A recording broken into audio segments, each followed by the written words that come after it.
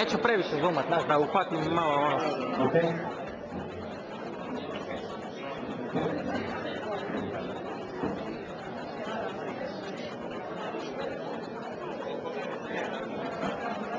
The lights down a little bit. The lights, daj, sad. The lights down. Ajde, sad.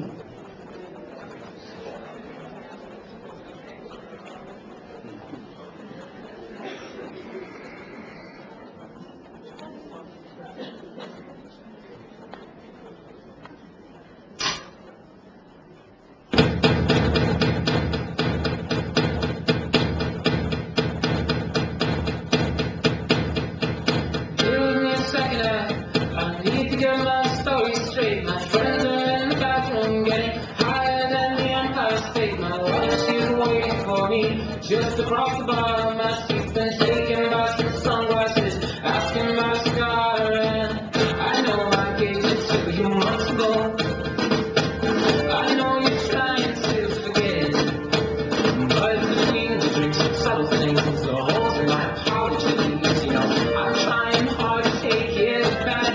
So if the bar closes and you feel like falling down, I'll carry you home tonight.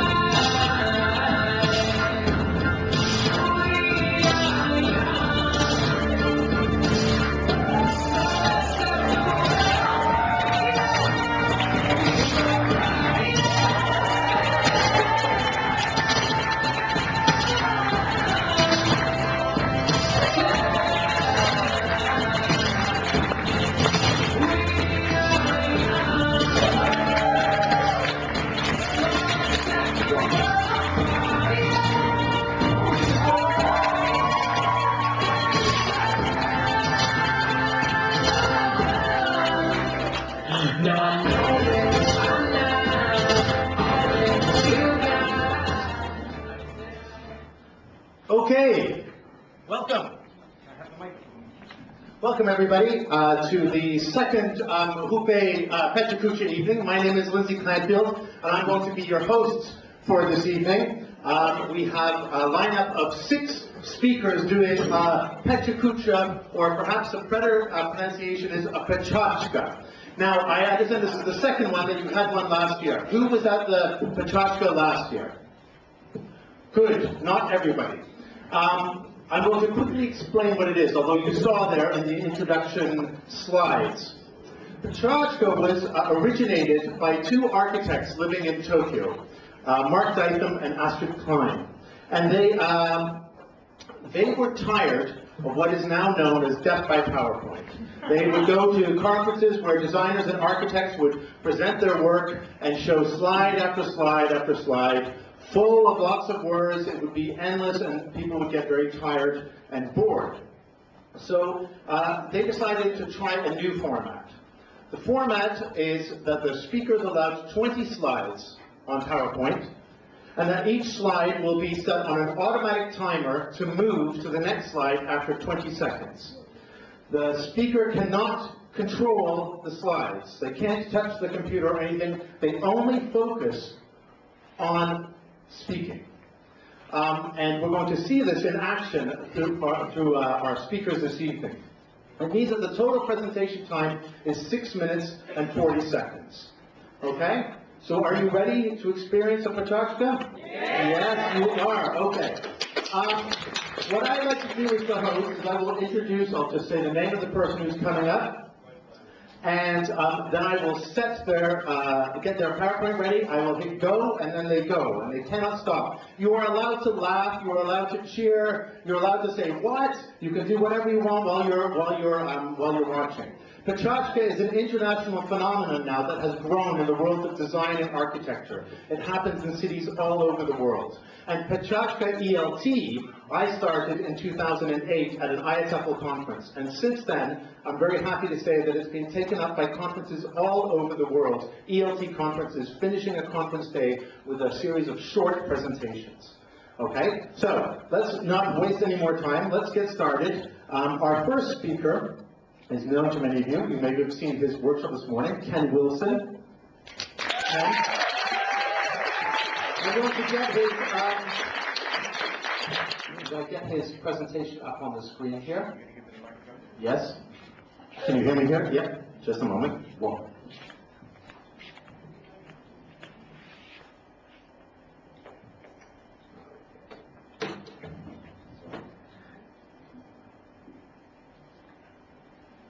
Okay, Ken. I'm ready. You ready? I'm ready. Okay. Let's make sure that he's nice and nervous. Give another little cheer. All right. So, Ladies and gentlemen, tonight I want to talk about the diversity of language, the wonderful diversity of language, as illustrated by this wonderful image of the Tower of Babel. The Babylonians wanted to build a tower so tall it would go through the clouds to the sky. The kind of building you see in Dubai these days, okay? But they upset this man. Well, actually, this is Zeus, but he's standing in for God. And God was not happy. He said, "Oi, Babylonians, what you up to?" You didn't know that God is from the East End of London, did you? Okay. I'm not happy. I'm not happy. And from now on, you're not going to speak one language. You're going to speak a whole bunch of languages. Well, thank God for God, I say, because we have the diversity of language. I'm going to speak 7 languages now, and you will see which language I'm going to speak. The first one is English. Good evening, ladies and gentlemen. My name is Ken Wilson. I live in London, and I'm very, very happy to be here at the 20th Coupe Conference in Opatia. Which is the next language I'm going to have to speak? Tell me now, Mr. Machine, which language? Ah, it's Croatian. Dobro večer. Zovem se Ken Wilson. Živim u Londonu i jako mi je drago da sam ovdje in Opatiji. Thank you. Na 20. Coupe konferenciji puno hvala. What's the next language? Next language is French.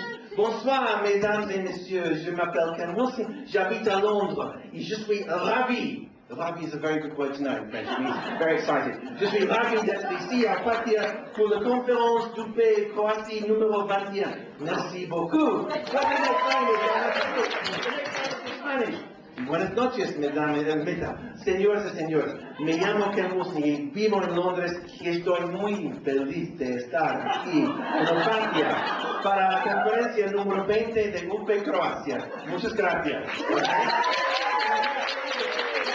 The next language is German. Guten Abend, meine Damen und Herren, und willkommen an Bord dieser Lufthansa-Flug nach Deutschland. No.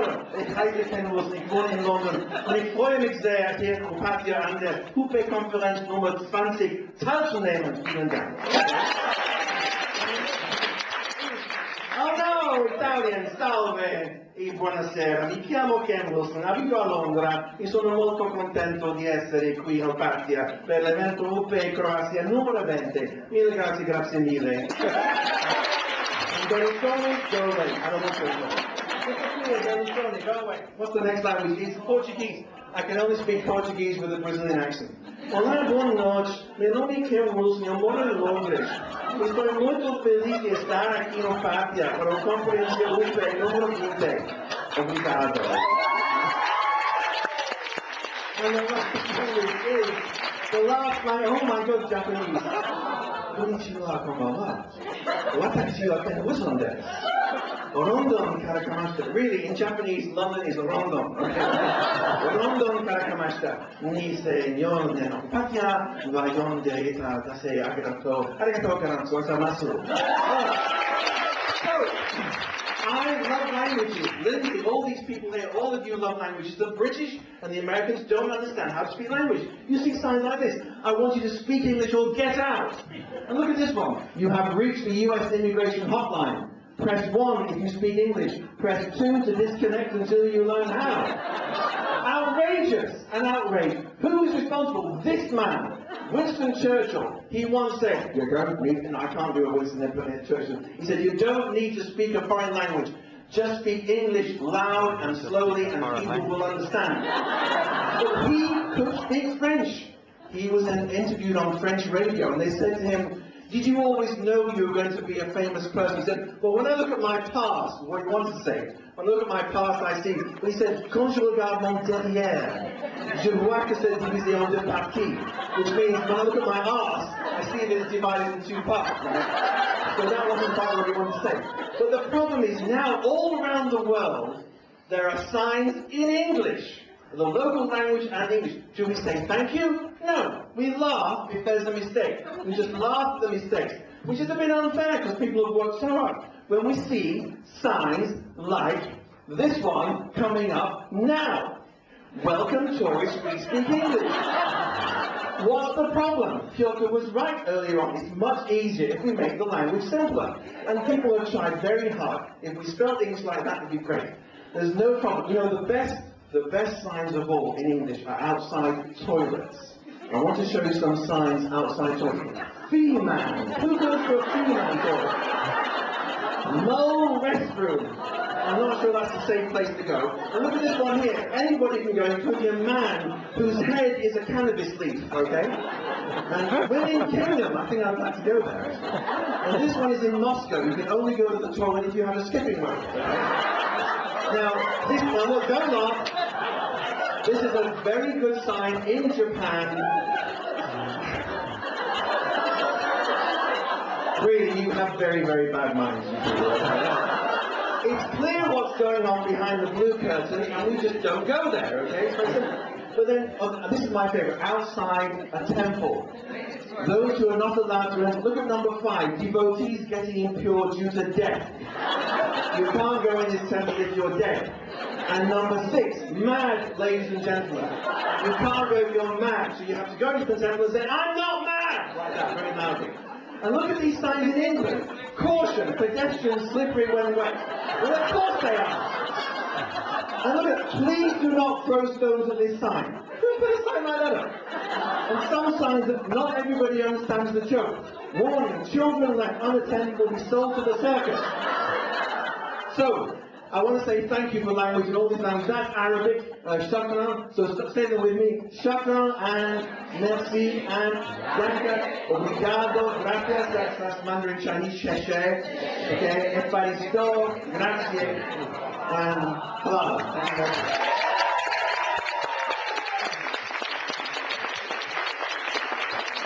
All right. Do you get the idea? Yes? You see what's going to happen? Everybody makes one of these small presentations. Now it's interesting. These small 6-minute and 40-second presentations, for something so small, it takes so much time to prepare, as you can imagine.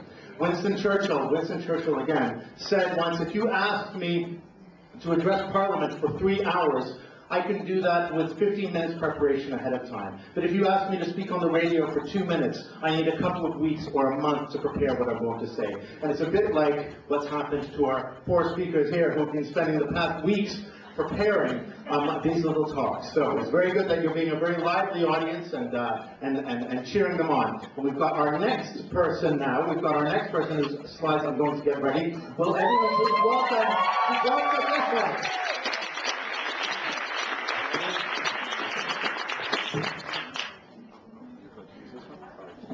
Just a moment then.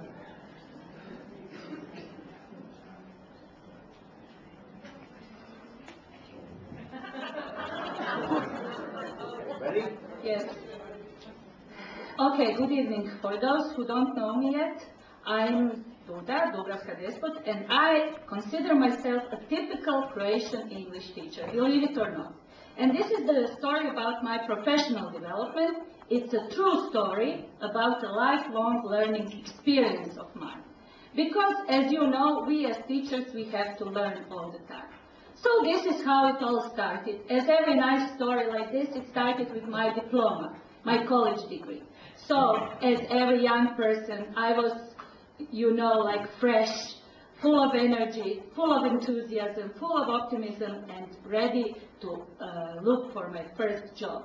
And my first working experience also was very interesting. I worked in the army. This is me believe it or not, and I had a helmet, and I had a uniform, and only I didn't have a gun. And my second job was in the office at Banja Jelačić Square, the central point of the city of Zagreb, and this was my office. But there were many things I didn't like there. First of all, lots of paperwork. You know how the offices are. So every time and each and every day you get papers and papers. The second thing I didn't like, of course, was my boss. He was terrible, I have to say that. So I finally entered the classroom. Yes, so I entered my own private paradise. This was the place where I felt at home. So I was really, full of energy, enthusiasm in the classroom, and I just waited for my students to come. But there was one little problem then. My older colleagues will remember our textbooks from the past. So in all those textbooks from the past, there was this strong cultural element. So they all talked about England, they all talked about London, and I couldn't teach it before I do something. So I decided to do something about it. So I went to Rickmansworth. For all those who don't know, Rickmansworth is the northwest part of London, and I went for several summers there with a bunch of kids. They called us Crazy Croats, and we went there for summers. And then, when I came back, it all started. Profil, Školska knjiga, Oxford University Press, Pearson Longman, Cambridge University Press, all the conferences I attended, all and every each of them. So my colleague can say it's true. I have so big file of all kinds of certificates that you can't imagine. But one thing led into another, and I wanted more and more and more learning. And I was in a very sporty period of my life, so these are my friends, and we went jogging every day. But they are also teachers, but they teach IT, so they were IT teachers. And they practically forced me to enter the European Computer Driving License course. This was a complete new area for me. There was more and more learning. All these funny abbreviations you can see here, I didn't have the slightest idea what they were all about, but I learned about local area network, wireless local area network and everything. But still it was not enough for me, so I looked for another place. Agencija za odgoj i obrazovanje, Education and Teacher Training Agency was the right place. And the best seminar ever was the Action Research Seminar. As you can see here, there is the definition of action research. It is a practical approach to professional inquiry in any social situation. I still don't know what it means, but it was good. So I searched for more and more, and bingo, Croatian Academic Research Network. And here you can see the poster where it says sign in. Whenever someone says sign in, oh yes, I'm going, and I sign. And I sign. And then it all led me to my Hoope career. You know my Hoope career. 4 years I was a treasurer here, and through Hoope I learned about IATEFL. IATEFL was a great place to go because there were lots of teachers, lots more than here. Suddenly I found myself in Cardiff. Cardiff is a nice place, I have to tell you. It's the capital city of Wales, and the conference was great. Cardiff was full of daffodils, and there were 1,600 teachers there at the conference. And there I met my friend, and I attended my first Pecha Kucha conference with him. Pecha Kucha, presentation. So this is my friend Jan from Czech Republic, and from the expression of his face, you can see what we were thinking about this experience then. So we were completely puzzled. We didn't know what we are doing then. And I was influenced through my professional career by many people. My best friend Draško, my personal coach, and my lifeguard. And then also there was this author, big author, who is the author of the book, Mom, Don't Bother Me, Mom, I'm Learning. So I read the book and it changed my perspective. And then, of course, you all know George Pickering, and you know, some of you know the great story about George, me, and Gorilla Soup when we went back to the airport, and also Wendy Arnold, who got stuck in my own classroom for 3 days. Here is Wendy in my own classroom, stuck because of the volcano. There were many events. The ultimate pub quiz organized by my dear friend Peter from Varaždin. That was a great event because then I learned that learning can also be fun. So we can learn and have fun. And here is Marina and Tončica doing the task from the ultimate pub quiz. So we had great time learning. And finally, my dear colleagues, I have a confession to make. After all these years of this learning and everything, my brain hurts now. And now, in the twilight of my teaching career, I think that maybe I finally find the conclusion. So, all these years of learning, all this knowledge I have taken, it's nothing compared to the impact I had on these children and the impact that they had on me. So, this is my class, and thank you very much.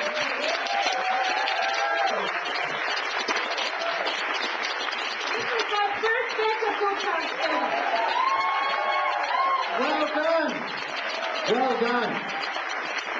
The first Pecha Kucha of Padilla. Excellent stuff. Excellent. Excellent. Can you imagine doing this kind of thing with students? Yes, it's interesting because I've met, since I've been doing these Pecha Kucha Pachachka events, many teachers have got in touch with me saying they've started doing it in a university course or with business students or with even secondary school students. They prepared as their end-of-year speaking presentation, their sort of long-term speaking presentation. They had made the students do a Pachachka or an adapted one. If a whole one seems too much for them, maybe just half of one. But that idea of being able to speak with the slides going behind you means that you focus actually a lot more on the speaking. That was the problem that a lot of people have identified with PowerPoint. It was excellent to help you if you were not an experienced speaker, but it made you dependent on it. And people became too dependent on PowerPoint, what many are arguing, and they started just reading off the slides or filling the slides with too much information. And that's not what audiences like. They like to hear somebody speaking to them, speaking with them, not speaking at them or to their screen. Okay, let's keep going. We have another very special guest coming up here.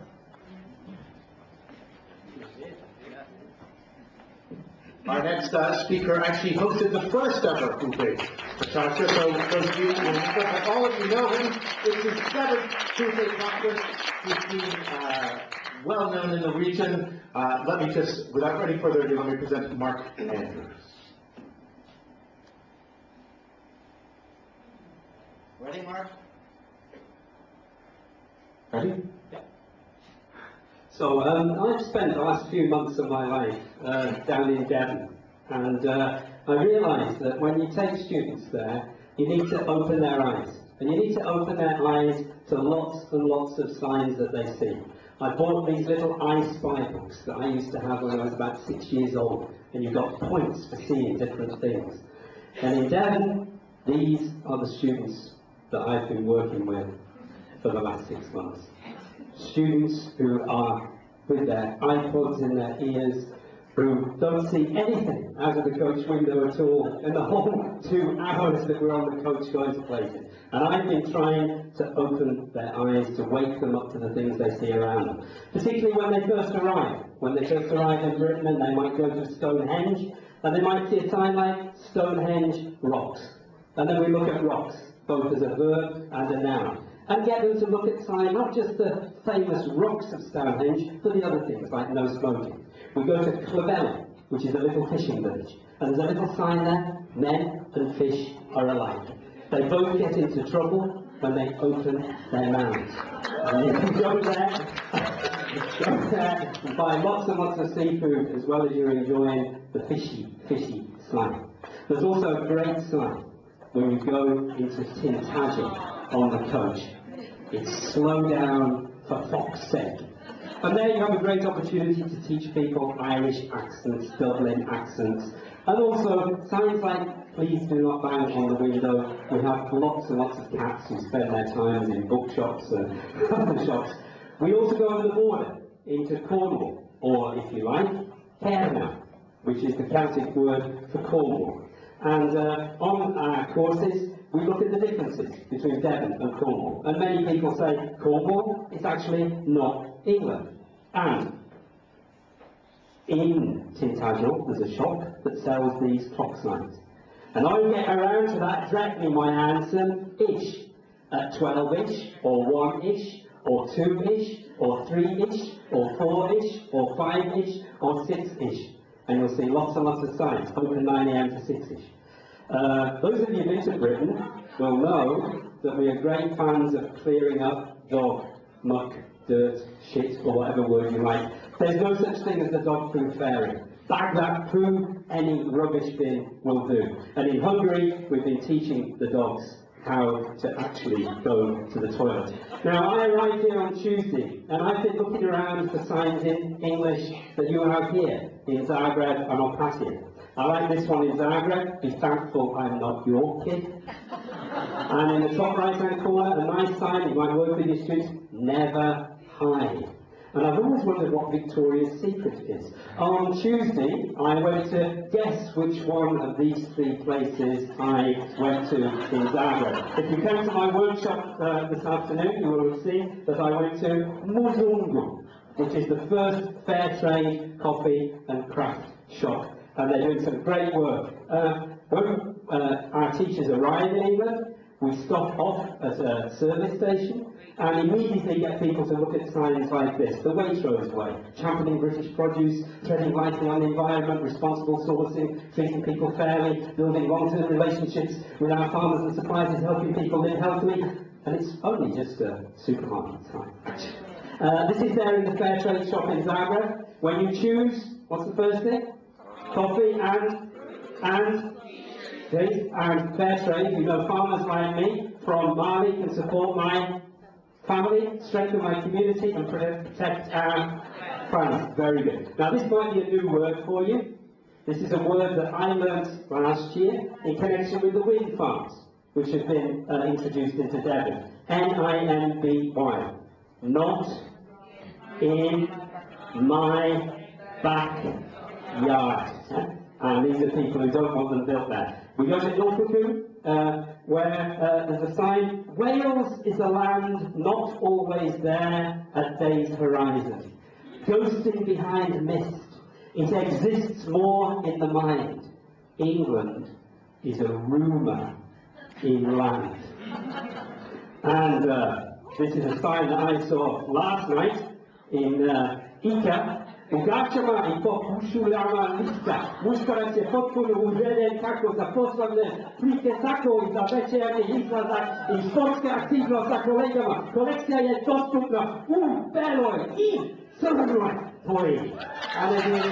And of course this sign, which is a great sign. Welcome to the country of 1,000 beauties and one great beer.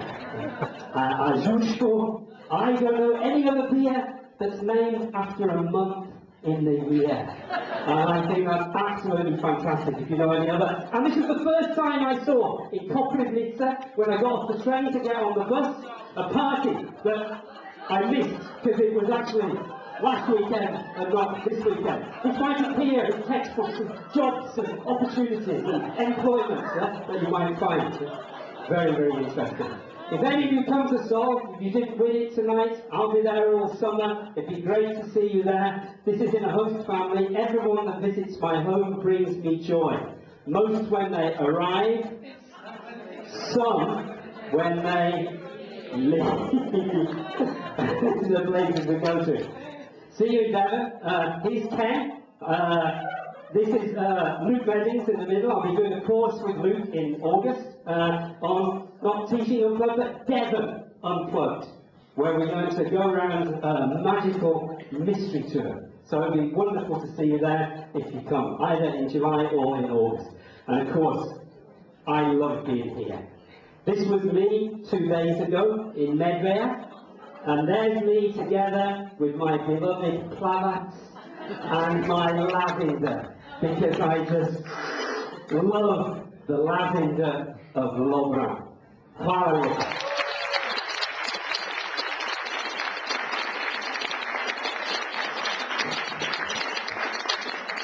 Okay, how has your conference been so far?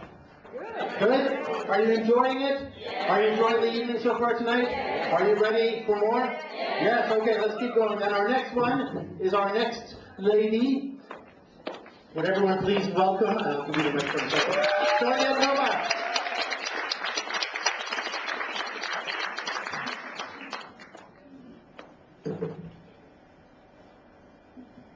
Okay, since our organization is celebrating its 20th anniversary, which is literally as long as I can remember anything in my whole life, I really wanted to pay an homage to the people who have made Hupe what it is today, including you.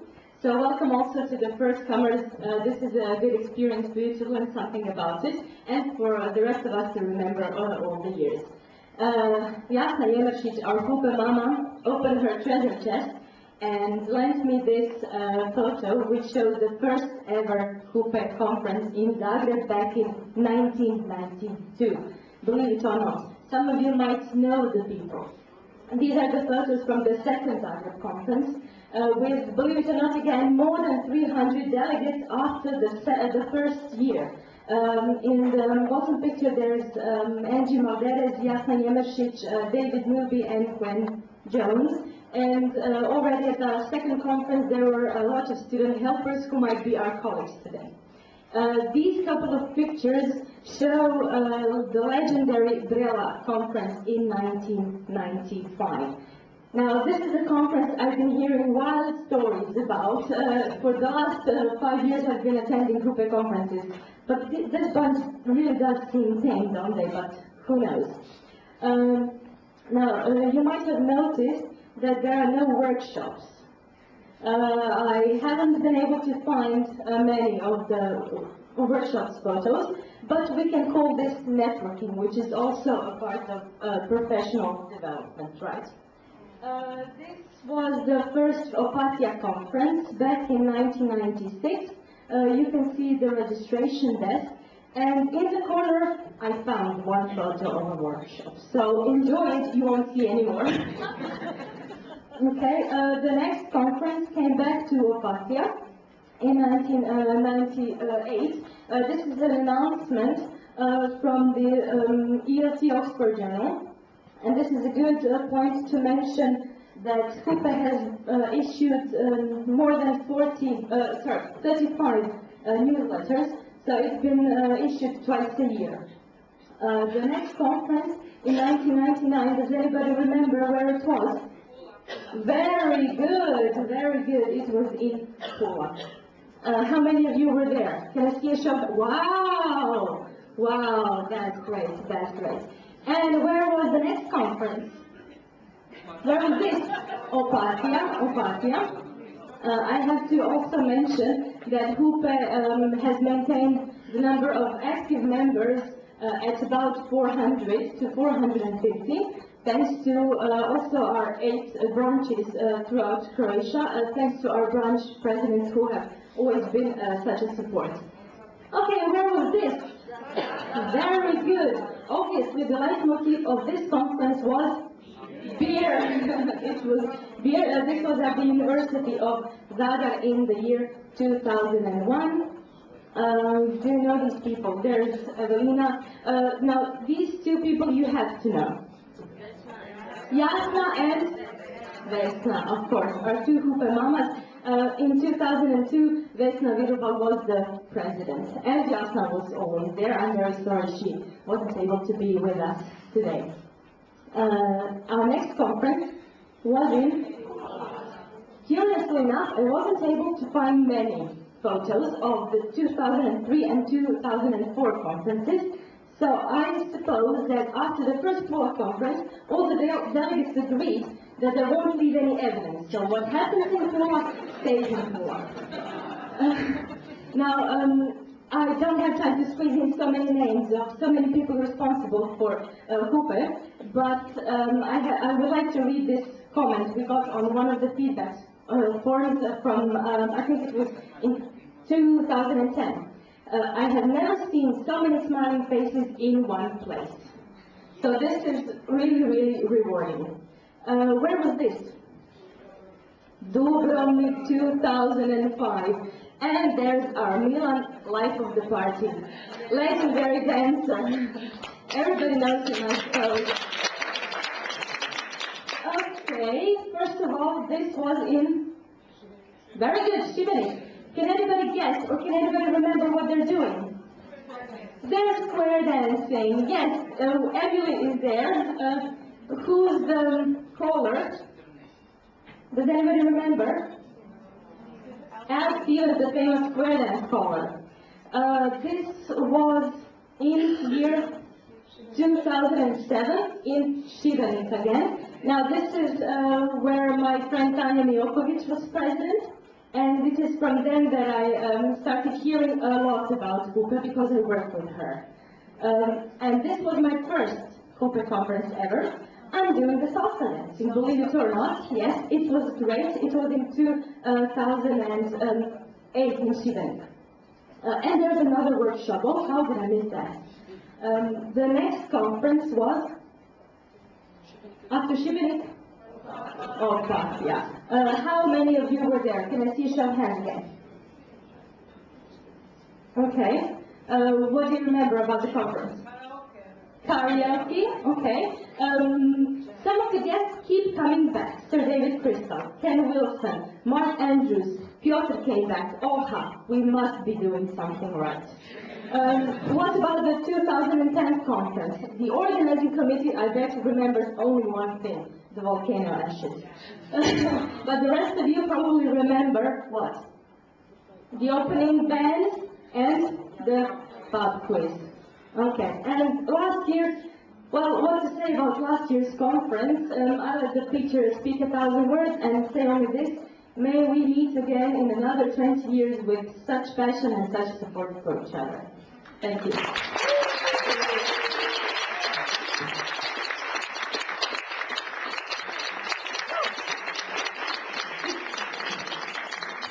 Right, this is the moment where the other speakers get to sit back and relax and sort of grin, because I've been putting the computer on for their presentations, but it's only fair that as the host and the founder of this thing in English language teaching, I suppose I should do one myself.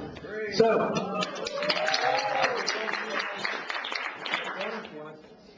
launch my... Press F5. Yeah. You ready? Yep. I think one of the themes that I've been seeing so far in the Pecha Kucha presentation so far this evening has been that of signs, because I also chose signs, but in a slightly different way. My Pecha Kucha is going to be about a kind of English for specific purposes, but it's not English for law or English for medicine. It's not English as a lingua franca or anything. It's English as a language of protest. Now, we are used to thinking of English as the international language, the language of travel, the language of international congresses and conferences, the language of being able to move around the world and communicate with each other, travel, and also online. But there is another side of English that is also often spoken about. That's a more negative side, and that's English as a language of colonization, the colonized history of continents and the role English played. It's also the language of globalization in a negative way, and it's a language of power. These are what the critics of English as an international language will say. One of the most notable critics, his book Linguistic Imperialism by Robert Phillipson, book is also 20 years old, like Coupe, I found that out today, is a book that's guaranteed to make you feel very guilty about teaching English. And above here is a bumper sticker sign from Texas, which also has very imperialistic messages in it, I think. However, that's only one side of the picture, because what is emerging now around the world is that English is not just a language of power. It's a language that people who don't have power are using to talk back to power. And that's especially true in the world of protest and protest signs. We're seeing it in all kinds of demonstrations that happen where the media are. the international media there, people will make some of the signs in English, or either protest signs or graffiti. Both of these are examples of English being used in countries which the first language is not English. The protest signs there are from Barcelona, near where I live, during the great protest that we had last year. How could we use this? I became interested in using this language off of protest signs with students. Obviously, one of the things we could do is use it to raise awareness of world issues and spark discussion. Showing an image of one of the protest signs, what do the students know about this issue? What's happening? Why are the people, what does it mean, and why are the people protesting? That's one way. I've also been looking recently at the language within the signs, the language of protest as a way of teaching. Sort of teaching different little chunks of English with protest signs. Now, we all know the expression chunks from sort of teaching lexically. There are some very common protest chunks. Things like name a person, time to go, or name a person out now, e.g., so you just put whatever you want in there. In form plus two infinitive is like putting out fire with gasoline. Waging war to stop terrorism is like putting out fire with gasoline, and so on. But using these chunks, it can generate other ones, and that's what people do. Another one is plural name of profession against whatever you're against. Librarians against budget cuts. English teachers against war. It's a very common one. And one of the most common ones is thing you want, not thing you are against. Conversation, not confrontation. So interesting just to study how certain chunks come out over and over again.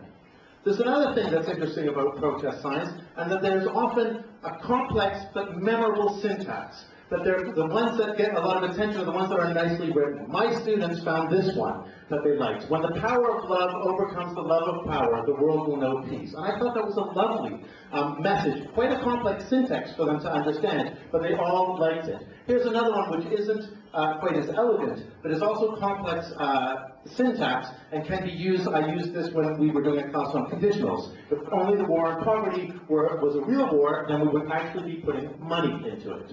So very interesting use of syntax there. Another one is another very frequent common protest on signs, but also more on chants in English, is the what do we want? When do we want it? Now. But this one, they're subverting it. What do we want? Respectful discourse. When do we want it? Now would be agreeable to me, but I'm interested in your opinion. So we're seeing here the sign is sort of subverting the message. And this is another aspect of protest, is the playfulness of protest. Some of the best protest signs are the ones that are playful, that make you laugh. People are there for very serious reasons, but even then, humor comes through. Due to recent budget cuts, the light at the end of the tunnel has been turned off. Here's a couple of other ones. This one is one of my favorites. 10 years ago, we had Steve Jobs, Bob Hope, and Johnny Cash. Now we have no jobs, no hope, no cash. This is from the Occupy movement in the States, but curious enough, I saw a version of this in Germany at another, on the internet in Germany at another similar protest. You even have people within the protest subverting the protest. So you have people within the protest making fun of the other protesters by putting signs up like saying, I hate crowds, or signs, I'm so angry I made a sign. In fact, this one is in the States, obviously, but that one wasn't in the States. That was, I think, in Italy, for someone who, I got that picture. If you Google protest signs, funny protest signs, you get tons of images. The font all went weird on this one. But it's a language activity I did with protest signs. I made a whole bunch of them on a slideshow. I showed them each of the students. They translated them into their own languages. At the end, they had all the translations in their language. They translated them back into English, and we went back through the protest signs to see if they were right. Of course, students with the whole language of protest, you could get them to make their own signs using, anything as simple as a marker and a piece of paper and then put them on the walls. Or why do that when we're in the 21st century classroom? And there are websites like signgenerator.org which allow you to customize photos and make your own message on signs, which is what I did for this thing. Here we have in Wall Street, during the Occupy Wall Street movement, someone holding up a sign that I adopted saying, we demand more Pecha Kucha, and another one from another thing, someone saying English teachers do it correctly. So, protest, something that I've been quite interested in terms of teaching opportunities and so on, and I'd just like to finish with another doctorate sign that I made. Thank you very much, Ube Conference, for your attention. Thank you.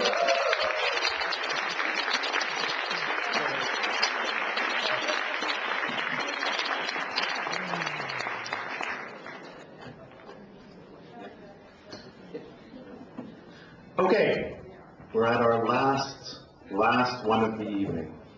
Okay, and then it's going to be time for dinner and drinks and the super best of the best of the best of the best party, something like that I saw on the program, which I'm sure everyone's eager for, but we've saved the pièce de résistance for end here. Can everyone please, you maybe saw his plenary today, can everyone please welcome with a nice warm round of applause, Peter Spencer.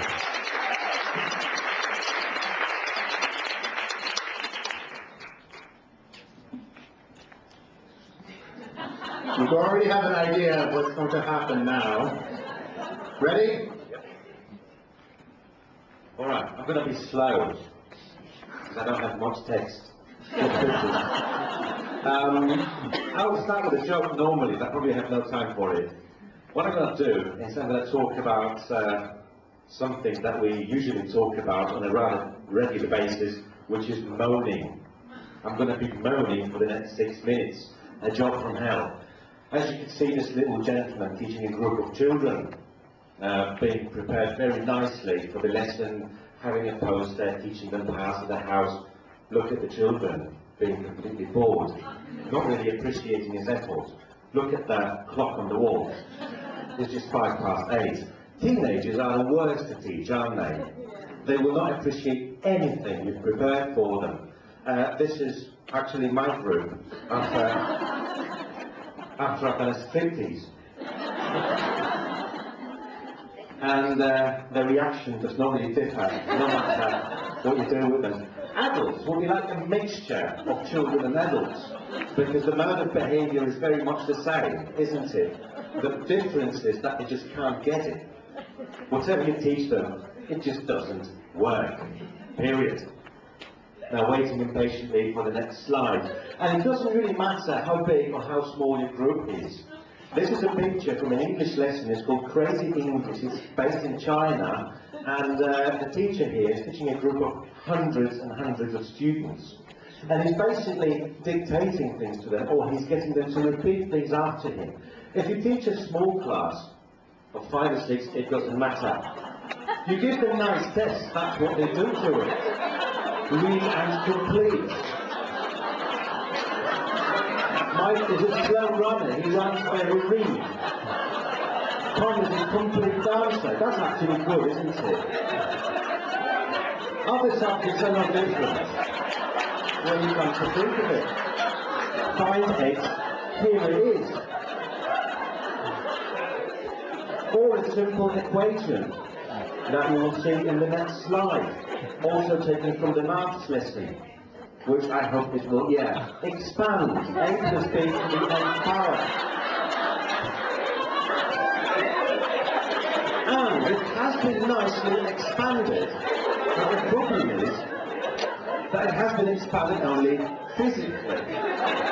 No appreciation whatsoever of how well the teacher was prepared. Some stuff from the English course books. Example sentences for the students. Come down from that tree so that I can kiss you. This is my arm. Is this my head? My husband is a man. Which is now, you can call it politically correct these days, can't you? Because you never know.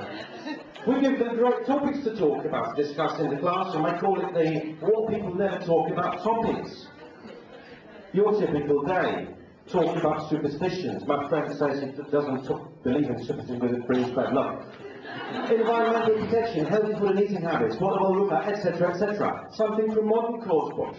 If you could change one part of your body, what would it be? Actually, I don't like my left knee. How do you think women suffering from leprosy in India are regarded? It's not really funny when you think about it. If you were a food, what would you be? If you say banana, how does that sound to you? English is there in the streets. It's available to everybody. We encourage our students to take note of those examples. Our secret ingredients is our people. Yummy. I would say appetising. This is actually from Lublin, where I come from. Radio Taxi Pass, as you can imagine, is extremely popular with native speakers of English in Lublin. That must have been the marketing trick. You can see the beautiful panorama of the city, by the way, in the background. I must have checked. That's a nice village in France. You can also find examples of English in France.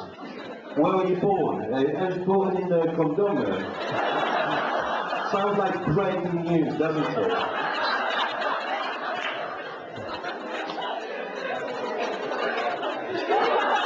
English is literally lying in the streets, you know. But as a teacher, I just cannot stand it. Such blatant departures from basic English orthography, I would say. And it's there forever. It will be there forever.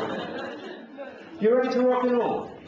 I want you to do something with me, just 20 seconds for that. You will see sentences in a moment that don't make sense in English, real sentences. These will be gap sentences. I want you to fill the gaps, all right?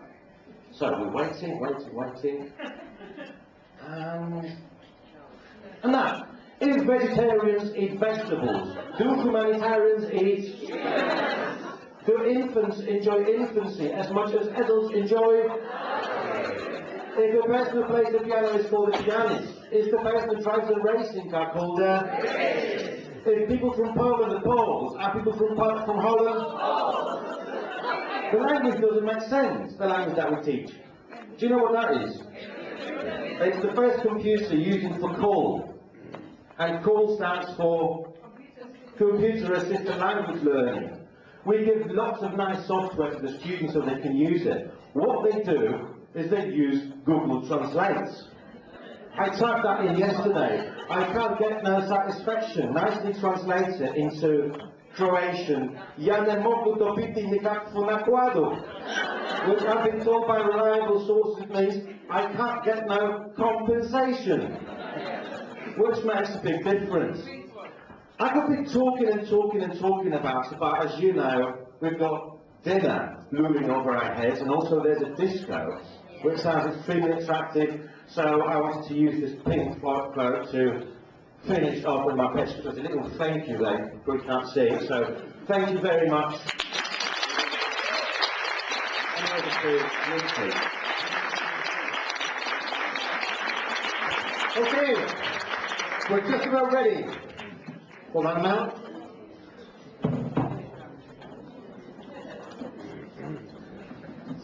Well, as Peter said, it is time for dinner. But before we all leave, I'd like to thank Hupe for inviting me and asking me to host this event. It's a pleasure for me to host this event like this. I've done at many conferences, and you've been a wonderful audience. So I think you deserve a round of applause for that. And also, I'd like to get all of them to come up and take a bow. Some of you it's been your first time, others it's not the first time, but it's always a difficult thing to do. So come on, everyone, take a bow.